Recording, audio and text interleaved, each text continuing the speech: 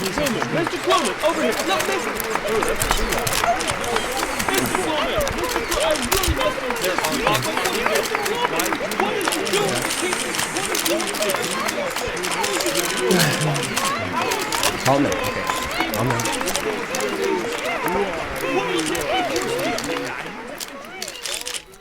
Thank you. Hello. I am non-scientist, non-doctor, barely comedian, and presidential candidate Jacques Belliveau.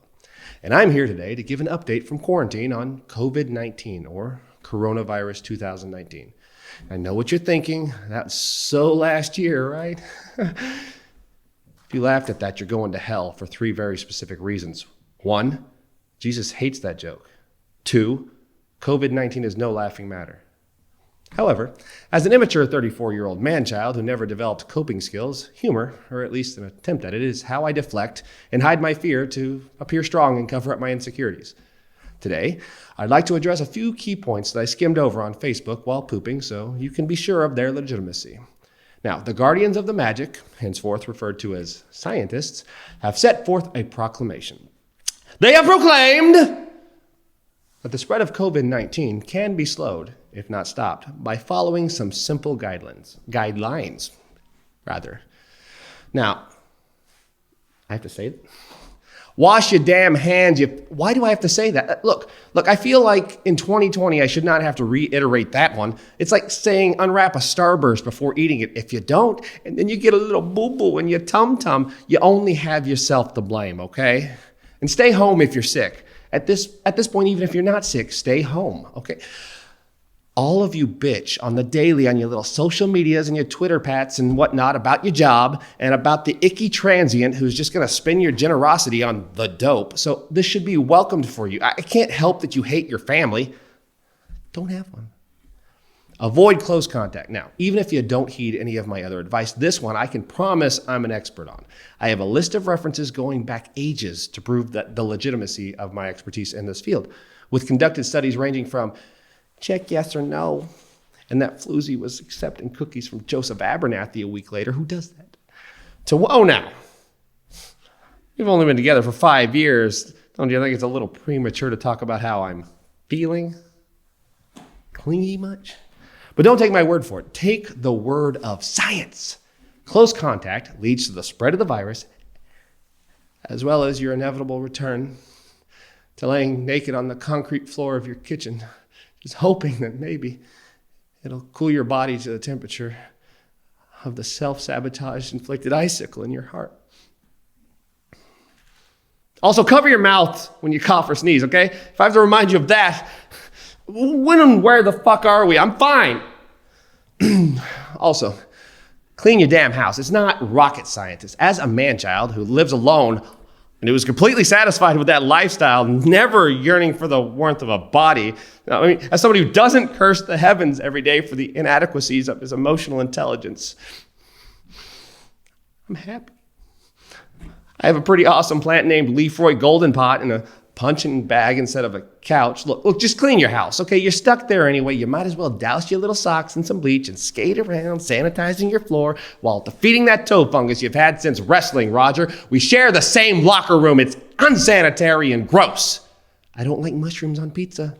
I don't like it on your toes. A few specific reminders for some of you. Karen, you don't need that WIC-approved milk.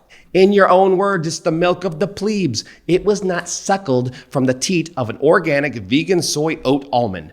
Why do you need 5 gallons of a substance that you haven't touched in your 4-year transitional period from Mary Kay to passing your real estate license exam? Does it have something to do with that pallet of toilet paper? What is your plan, Karen? It's keeping me up at night. I need to know. Email me. Keith. Oh, I hate that name.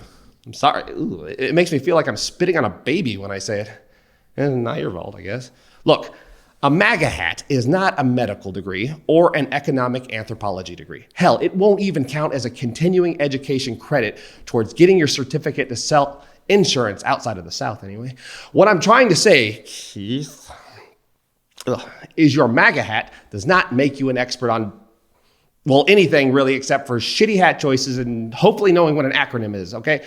Congrats on the insurance and the xenophobia, but I don't know. Beast mode. And since this next reminder knows no gender boundaries, I will be simply addressing you as the beast mode for sensitivity. We are all thoroughly impressed with your ability to bench press a small third world country while subsisting on a diet of boiled chicken breast, jasmine rice, broccoli, and self-hatred. You are strong, you are tough, and you are pretty.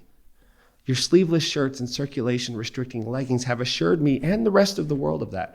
However, this is important, your strength is not contagious. No matter how much sweat you leave behind on gym equipment to be soaked up by us mere mortals, we are weak, we are frail, we are goofy handsome at best, and we have the immune systems of less than godly beings.